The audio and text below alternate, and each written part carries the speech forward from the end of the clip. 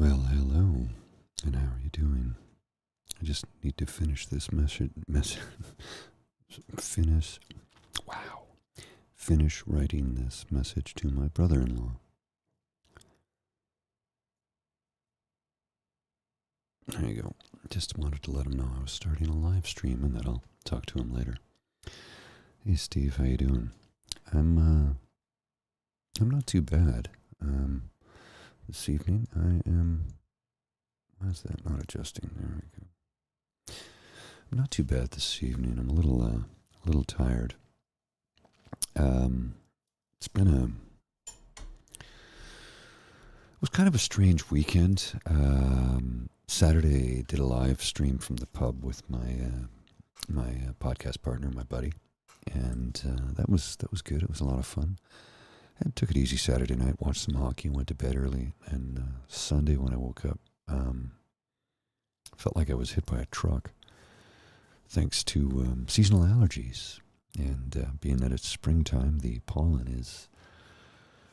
It seems every spring it's just record levels. And as a result, I'm suffering horribly at the moment. And as soon as I'm done this, I'll be taking an antihistamine and going for a little lie down because sinus pressure makes me rather unpleasant. And I don't want to be unpleasant. It's the last thing I want to be. Well, not the last thing, mind you, but I certainly don't want to be unpleasant. It has been a very rough allergy season. And the last couple of years they've been diminishing, but they seem to be sort of coming back this year. Now, that being said, it's not as bad as it once was, like, say, 10 or 15 years ago when I was effectively stuffed up for about 3 months and was always miserable with a red nose because it was constantly being blown and nonstop sinus pain. I ate enough Dristan to probably keep that company in business, and it was just so I could cope to get through the workday.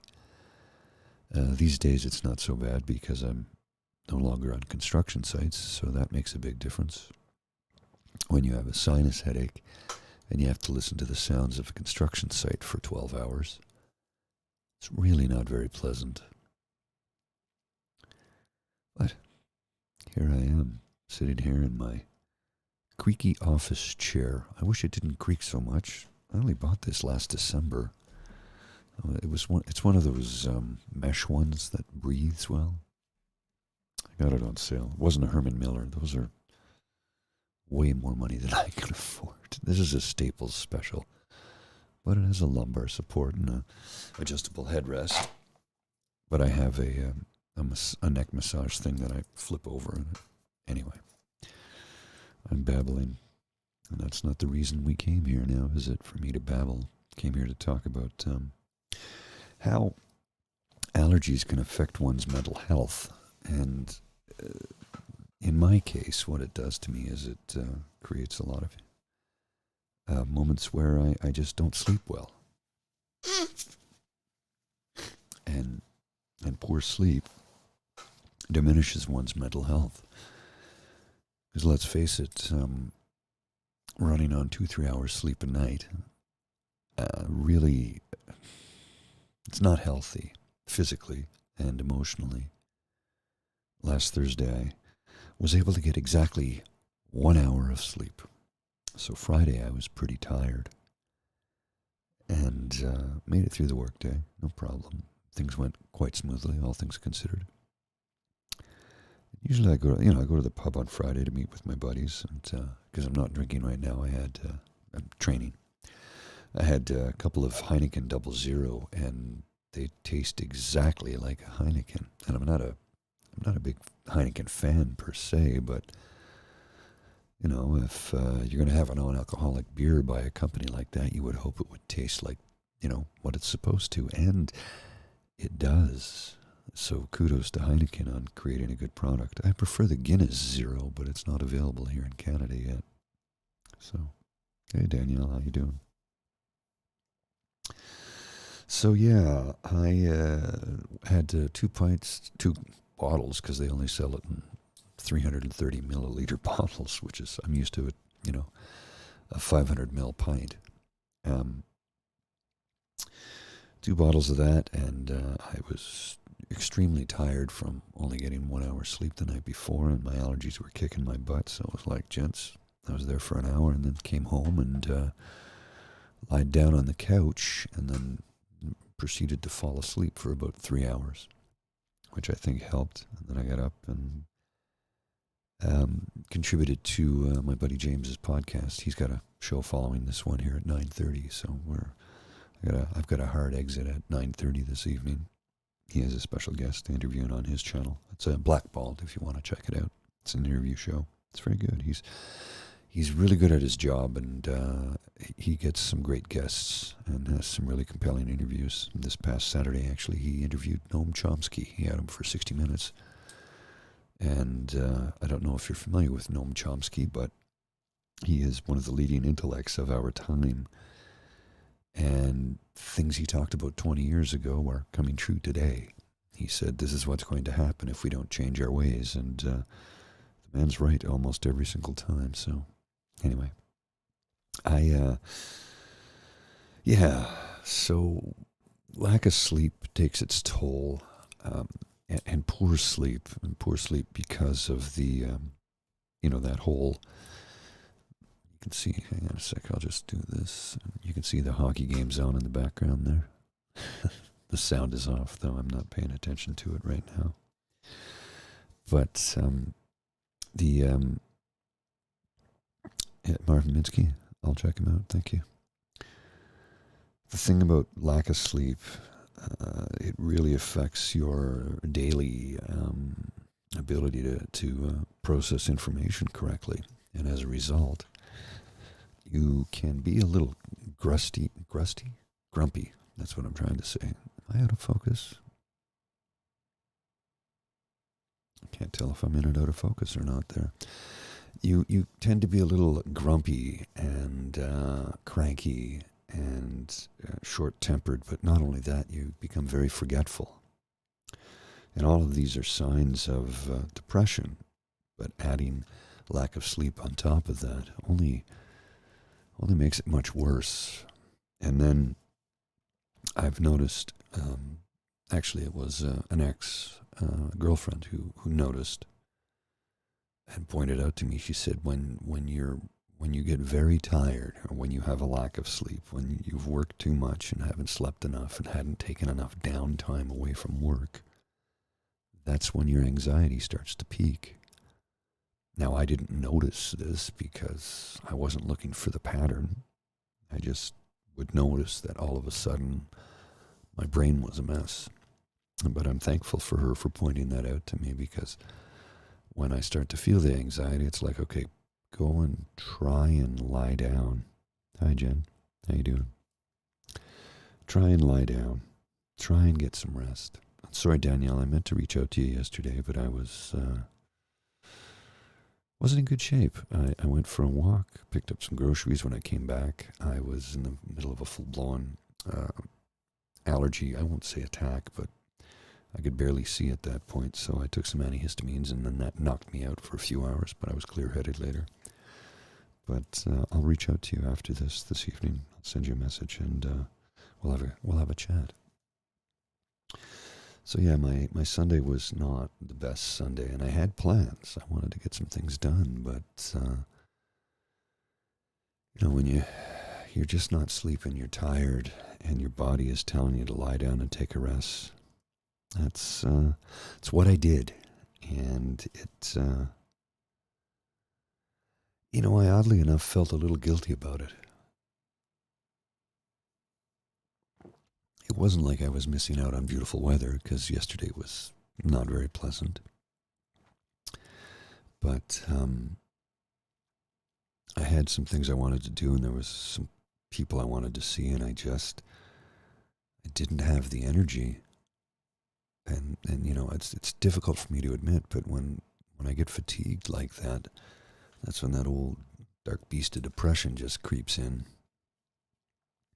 Tells you how worthless you are, and Well, things will never get better when you know none of that is true, but, it's difficult when that happens. You just got to roll with it as much as you can and remind yourself that depression is a liar.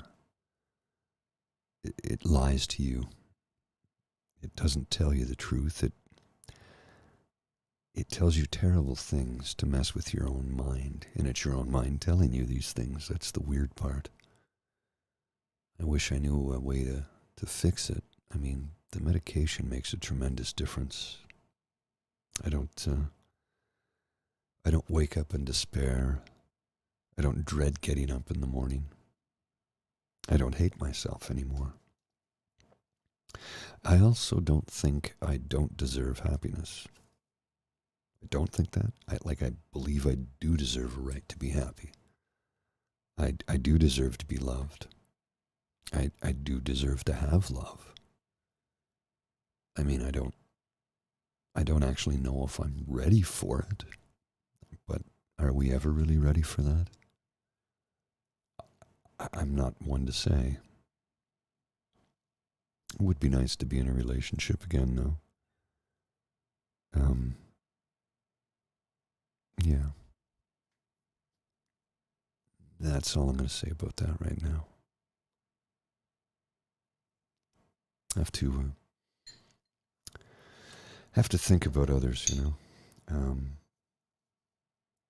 I've gone through some stuff in the last couple of years, as we all have, thanks to the old pando. I I don't know. I don't know what the future holds. Um, when you think you have things figured out, the life comes along to tell you don't. And yeah, I can't see myself in a relationship anytime soon. It's not that I don't want one. It's just that I don't know that I am emotionally available for one. And I don't want to put anybody through. I don't want to submit anybody to something that wouldn't be completely honest, if that makes any sense. I would love to be in a relationship, but I know that I still have more work to do on myself. But I guess eventually I'll have to face facts that I'll be working on myself until they put me in the ground. Except I'm going for cremation. I don't want to be in the ground. Don't do that. Don't put me in the ground. Cremate me when I'm gone. I don't want to be stuck on the ground. I like to travel too much. Don't want to be stuck in one place forever. But I think,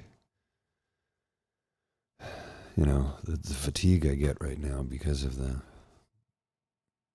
constant medication. Thanks, Danielle. Yeah, you're right, Jen. Evolve or perish. And I would love to be in a relationship. I really would.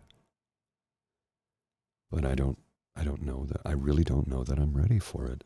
And I don't. And by that I mean it's not like ready to have somebody in my life. I'm certainly ready for that. I don't know if I am capable of being emotionally there for somebody else. I don't know if I'm capable of being emotionally vulnerable for somebody else right now, or to, or with, or, the complication that lies in. I'm very open to talk. I can sit here and pour my heart out, and that's not at all difficult for me to do. But I find when in a relationship trying to have a conversation of this nature, it just doesn't seem to go so well. And I don't know why that is. Maybe it's because as men we're not expected to be in touch with our emotions. Maybe that's a larger societal issue. I don't know. I mean, maybe you could let me know if you know. If you know the answer to that one, I'd love it because I don't have it. But I've strayed a little off course here this evening. I want to get back to what I was talking about. And the reason I decided to talk this evening was or my topic of discussion this evening was how your physical health, when it is going through, uh, well, allergies aren't an illness, but they present themselves as an illness. They feel like an illness because you feel miserable all the time. It's much like having a head cold for 2 months. And when your physical well-being is diminished, it makes it difficult for your mental well-being to not follow suit. And I think it's just because you're just physically run down and you don't have the energy necessary to work at being mentally healthy, because it does take up a lot of my energy to try and be happy, and I know that nobody's meant to be happy 24/7, 365. That's ridiculous. We all have ups and downs. That's not what I mean when I say happy. I mean happy with life. You could still have a bad day, but still be happy with life. You could go through a bad breakup and still be happy with life and be happy to be here. And I find that takes effort. Sometimes it can be exhausting. And when you're physically run down, that emotional effort you need to put forth to lift yourself up emotionally and make yourself happy by taking stock in all of the wonderful things that you do have, expressing gratitude for what is good in your life. That emotional inventory, if you will. It's difficult to do that when you're just zapped of all your physical energy. You just might not have very much emotional energy left. At least, that's certainly been my experience. Perhaps it's different for you. I don't know.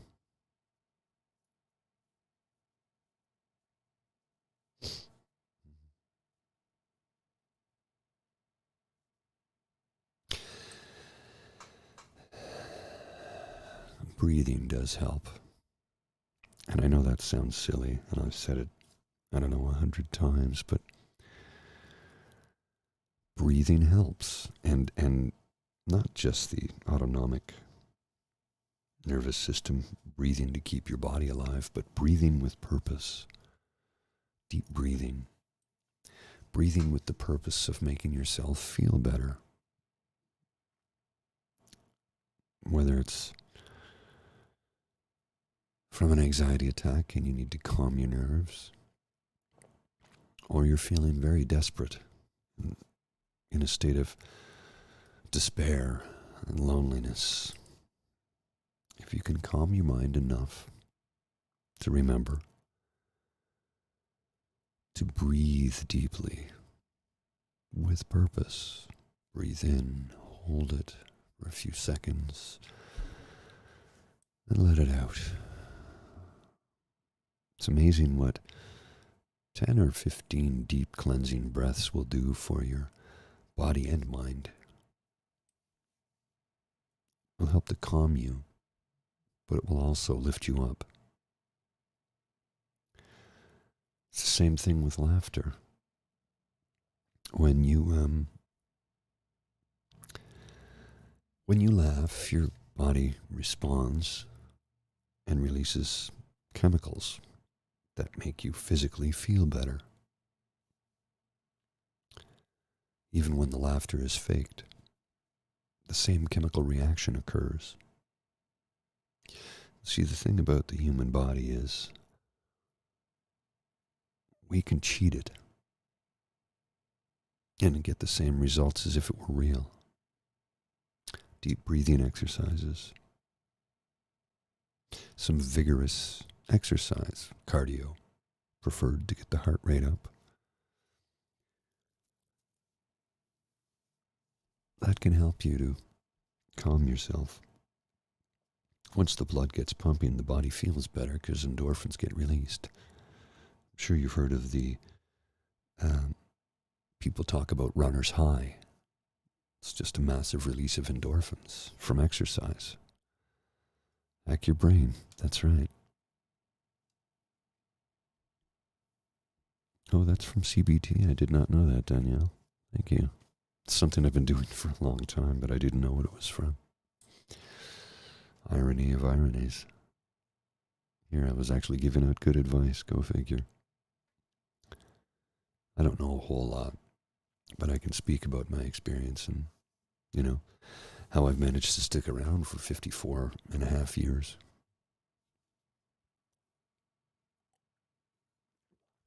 Actually, it's more than 54 and a half. I'll be 55 in July, so it's getting there.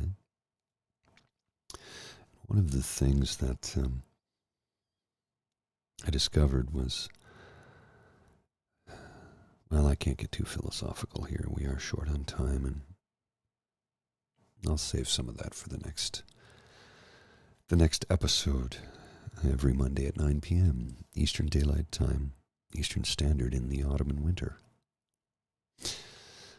I will continue to do this for as long as I can, knowing that it does help some of you, and I really do appreciate you letting me know that it's been helpful. Because it's the reason I do this. It's, you know, it's the one way I can give back. See, allergies.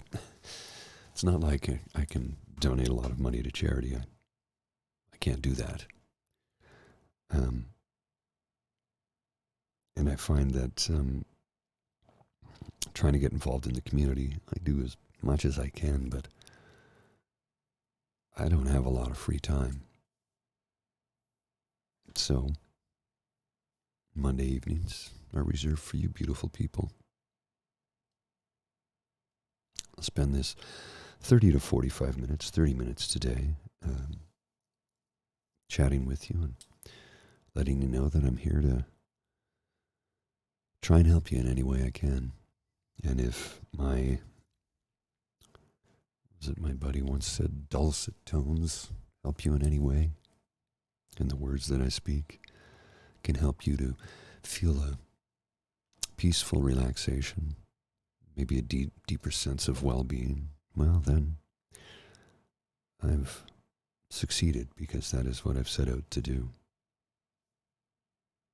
I just hope that I can help as many people as possible, and this is the only way I think I can reach a number of people, is to sit here and broadcast to the planet. Now, where this gets viewed, I have no idea. I don't look at the stats because they don't interest me.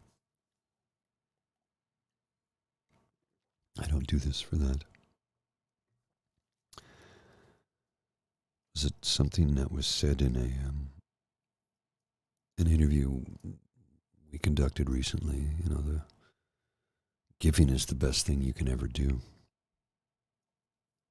And when you give, whether it's emotional support, financial support, physical support, whatever it is you can give, when you give, I think you'll find that you'll get more from it than the person you give it to, whatever it is you give. Your time, your friendship, if you're just a shoulder to lean on, someone to talk to, someone to comfort, you will get more from it than that person will. And that's been my experience. And I hope you have that experience too. Remember to breathe with purpose. Breathe in for 4, hold for 7, breathe out for 8. It will help you a great deal. And with that, my friends, I'm going to bid you adieu, because I have to free up the space on the network for my friend James. If you want, you can surf on over to Crier Media and watch his show there, or you can follow it on his YouTube channel, Blackballed. I will, of course, for those of you who follow the political show, I'll be on tomorrow morning at 7 a.m. And for those of you who just want to be here for this show, and You do remember that this channel is designed for anybody who wants to come in and wants to find comfort and community. There are no politics here. There is no religion here. We park that at the door, and we discuss how we're feeling with one another. It's a small community that we want to use to support one another. And with that, I bid you adieu. You beautiful people, take care of yourselves. I'll see you soon. Bye.